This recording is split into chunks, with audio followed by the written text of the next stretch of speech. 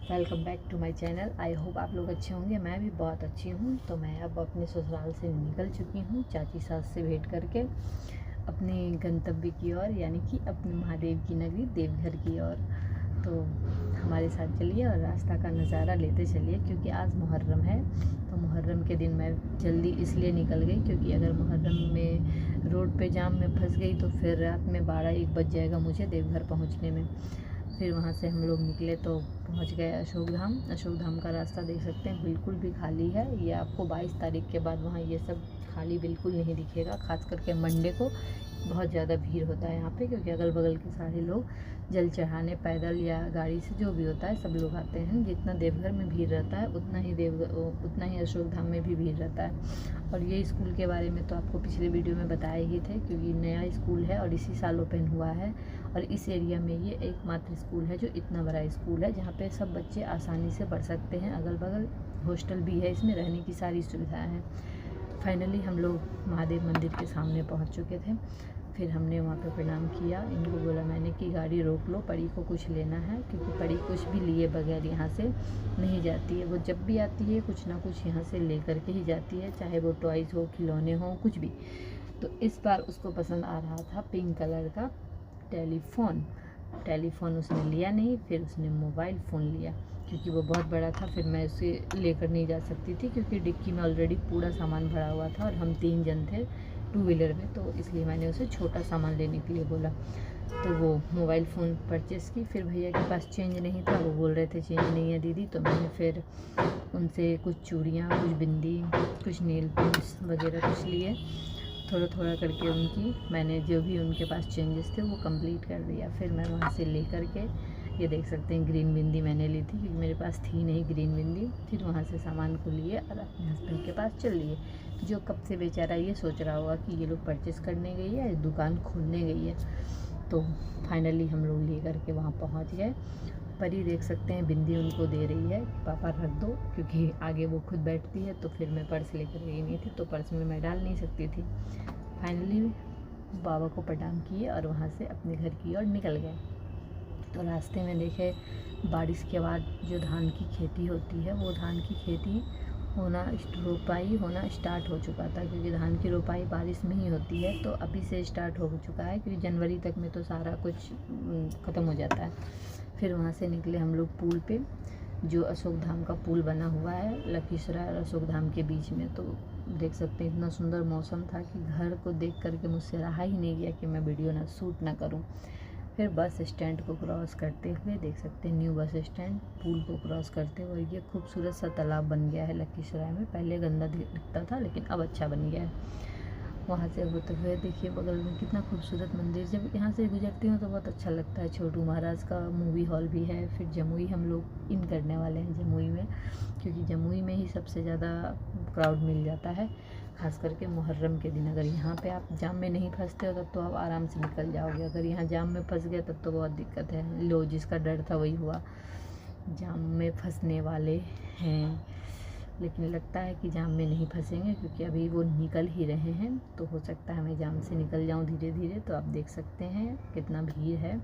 और वो भाई साहब मुझे बहुत अच्छा लगा, जो मुहर्रम के दिन भी तिरंगा को ले करके फहरा रहे थे। तो जय हिंद तिरंगा के लिए। उसके बाद हम लोग वहाँ से निकल गए, क्योंकि जाम में हम लोग फंसे नहीं। तो नॉर्मली हम लोग 8 साढ़े 8 तक घर पहुँच जाएंगे, ये उम्मीद लेकर चल रही हूँ। और इतना सुंदर नज़ारा था, इतना सुंदर मौसम था कि मत पूछिए। फिर परी बीच में बदमाशी कर रही थी, क्योंकि उसको सुसु लग गया था। वो सुसु करने के लिए रुकी और मेरा मोबाइल लेकर के वीडियो बना रही थी, क्योंकि मुझे जैसे देखती है वो वैसे मोबाइल को पकड़ के वीडियो बनाना स्टार्ट कर देती है। फिर हम लोग जमुई को क्रॉस करते हुए सोनू की ओर निकल चुके थे। बीच बीच में हम लोग देख सकते हैं मंदिर है, ये है, वो है, जो भी है। यहाँ भी तजिया ही निकल रहा था। जहाँ जहाँ तजिया निकल रहा था मैं वहाँ स्कूटी को बोलती थोड़ा धीरे कर लो, मुझे भी देखने दो, क्योंकि ऐसा नज़ारा तो घर में रह के मैं नहीं देख सकती हूँ, या शॉप पे रहती हूँ तो नहीं देखती हूँ। तो कभी कभी इस मौके पे बाहर निकलिए तो इस चीज़ को अगर देखिए तो सबके धर्म की सम्मान करना चाहिए। जैसे हम अपने धर्म की करते हैं तो उनके धर्म की भी करते हैं। तो आप देख सकते हैं जगह जगह मुहर्रम का मेला लगा हुआ था। यहाँ पे कुछ तजिया भी निकल रहा था, कुछ मेला भी लगा था। पर मेला इतना भव्य था, इन लोगों का झूला, फ्रूट्स सब कुछ बेच रहे थे वहाँ पे। और इससे ज़्यादा अच्छा ये लगा कि वहाँ पे मतलब एक जुट टाइप का होता है ना, वो लेडीज़ जेंट्स सभी एक जगह रह करके तजिया देख रहे थे। फिर हम लोग सोनू से आगे बढ़े तो ये देख सकते हैं मंदिर, यहाँ महादेव और माता का मंदिर है। क्योंकि जो भी देवघर से रिटर्न आते हैं गाड़ी से, मुझे लगता है यहाँ पे 100 में 99% लोग यहाँ रुकते ही हैं प्रणाम करने के लिए। ये यहाँ का बहुत ही मान्य मंदिर है महादेव का। फिर यहाँ से हम लोग निकल गए। जो बगल में शादी भी हो रही थी कुछ, क्योंकि लगन पता नहीं ख़त्म हो चुका है, हम लोग को तो पता है 12 को ख़त्म हो गया है, पर ख़त्म नहीं हुआ है। तो शादी का एंजॉयमेंट करते हुए सोनू से आगे हम लोग बढ़ रहे थे। सोनू में भी वो बड़ा वाला फील्ड है उनका, वहाँ भी देखिए कितना भीड़ है। ये मुहर्रम का ही भीड़ है। अंदर में कम से कम 6-7 तजिया था, जो एक साथ शायद लगता है मिलान होता है वो हो रहा होगा, तो वहाँ पे भी उतना सारा भीड़ था। फिर हम लोग वहाँ से निकल गए। धीरे धीरे अंधेरा हो रहा था। फिर सोचे शूट करें ना करें, लेकिन फिर भी सोचे नहीं, जब तक शूट कर सकते हैं करते हैं, क्योंकि रास्ते का नज़ारा बहुत कम देखने को मिलता है। फिर हम लोग पहाड़ी एरिया में घुस गए थे, जिसको हम जिलेबिया मोर बोलते हैं, लेकिन फिर भी हम अच्छे से देखिए कितना अंधेरा हो चुका है। तो फिर जब अंधेरा हो गया तो हम सोच रहे थे अब क्या करूं, अब क्या करूं, लेकिन फिर भी सोचे नहीं, आपको दिखाऊंगी रात का व्यू। दिन का व्यू तो मैं दिखा चुकी हूं आपको, क्योंकि इस पहाड़ पे जब हम लोग घुसते हैं तो मुझे साहिबगंज का जिलेबिया मोर याद आ जाता है। क्योंकि वो पहाड़ भी इसी तरह है, कुछ गोल मटोल गोल मटोल गोल मटोल गोल मटोल।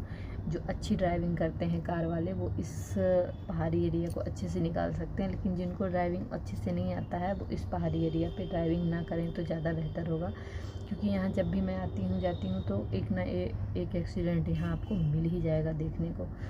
तो उसके बाद फाइनली हम लोग बीच से गुजर रहे थे, जो दोनों साइड बहुत अंधेरा था। और ये बोल रहे थे यार अब तो मोबाइल रख दो। मैं बोल रही थी नहीं, अच्छा व्यू आ रहा है तो मैं शूट करूँगी, तो आप चलाओ, गाड़ी चलाओ, नॉर्मल चलाओ, मैं शूट करूँगी। और खूबसूरत देखिए, चाँद इतना खूबसूरत दिख रहा था इस रात में ना, मत पूछो। इस चाँद को देख करके चाँदनी का याद आ रहा था मुझे, वो गाना है ना चाँदनी वाली। तो फाइनली हम लोग घाटी ख़त्म कर चुके थे और चकाई पहुँच चुके थे। वहाँ पे चाय पीने के लिए रुके, क्योंकि नींद आ रही थी बहुत जोरों की। तो परी को देख सकते हैं, क्योंकि इसको देख करके ही मुझे नींद आ रही थी। ये लड़की गाड़ी में ही सो जाती है तो फिर गाड़ी चलाना मुश्किल हो जाता है। तो फिर हम लोग दोनों बोले नहीं, पहले चाय पियेंगे, फिर पहले मुँह धोए पानी से, क्योंकि नींद आ रहा था जोरों का। तो फिर मुँह धोने के बाद हम लोग चाय पिए। परी की नींद खुल चुकी है, देख सकते हैं, पिज़्ज़ा के नाम पे, क्योंकि जैसे उसको पिज़्ज़ा का नाम लिया जाता है, उसकी आंखें खुल के बत्ती जैसी जलने लगती है। फिर वो वहाँ से भाई को कॉल कर रही थी कि भाई पिज़्ज़ा ऑर्डर दे दो, क्योंकि मैं उसको बोल रही थी तुम बोलो तो उसकी नींद भाग जाएगी, तो मेरे साथ अच्छे से निकल पाएगी। तो ये देख सकते हैं वहाँ से चाय पी रहे हैं, जिनकी नज़रें सिर्फ मोबाइल पे रहती है, क्योंकि जब वो बैठते हैं तो सिर्फ नज़रें मोबाइल पे और चाय होंठों पे लगी हुई रहती है। फाइनली हम दोनों चाय पी चुके थे वहाँ पे। तो हम लोग घर आ गए हैं, क्योंकि बीच का वीडियो मैंने शूट नहीं किया, क्योंकि टाइम नहीं मिला, इतना अंधेरा था और परी सो रही थी, इसलिए हम रिस्क लेना नहीं चाह रहे थे कि कोई रिस्क लें वीडियो शूट करने के लिए। तो घर आकर के आपसे मिलते हैं। तो फाइनली हम घर पहुंच चुके थे, लेकिन लिफ्ट हमारी बंद थी क्योंकि लाइट नहीं थी। तो भैया को मैंने बोला भैया जनरेटर चला दो, बहुत दूर से आई हूँ। तो उन्होंने जनरेटर चलाया, तो हम लोग फिर फाइनली अपने घर पहुंच गए हैं। तो देख सकते हैं परी खिड़की लगा रही है, क्योंकि खिड़की उसे खुली बिल्कुल भी अच्छी नहीं लगती है। और उसकी पर्स टूट गई थी बेचारी, पर्स को लेकर के परेशान थी। लेकिन भाई को देख करके वो बहुत खुश हुई, क्योंकि भाई इसका ऑलरेडी उसके लिए पिज़्ज़ा मंगा कर रखा हुआ था। तो वो पिज़्ज़ा अपना एंजॉय कर रही थी और हम आपसे बात कर रहे थे। तो नॉर्मली है कि अब हम घर पहुंच चुके हैं और बहुत थक चुके हैं पिछले 5 घंटा की जर्नी से। तो रात के बज रहे हैं 8:45। तो आज का ब्लॉग यहीं ख़त्म करते हैं। गुड नाइट, बाय बाय, कल मिलेंगे नए